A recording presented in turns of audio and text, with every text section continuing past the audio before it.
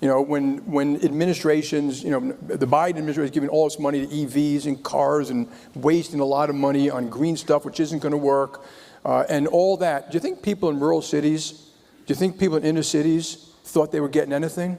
Here's Jamie Dimon on how Democrats are mismanaging blue cities, and they basically are punishing success. Just a list of stuff, okay? We have to acknowledge the grievances that have put us in this position to start with, and they're real, okay? Immigration, what the hell were we doing?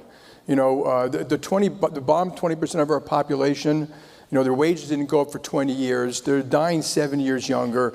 When administrations, the Biden administration is giving all this money to EVs and cars and wasting a lot of money on green stuff, which isn't going to work, and all that. Do you think people in rural cities, do you think people in inner cities thought they were getting anything?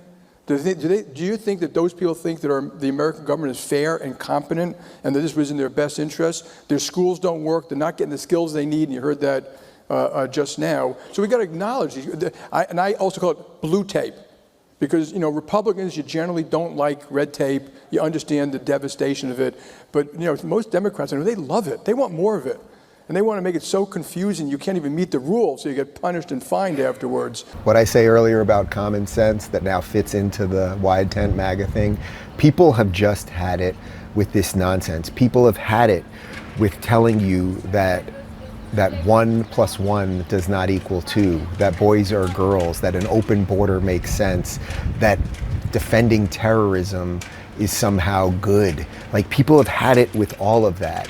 People have had it with the idea that just because you don't like, as I said earlier, you don't like what's happening half of a world away, you can attack and murder American citizens. Enough of all of it. And what we need right now is enough Americans to at least be aimed towards something true and real, which is exactly what our founders aimed us at, and then gave us the documents to hopefully over generations free us. If we can do that, we will be fine.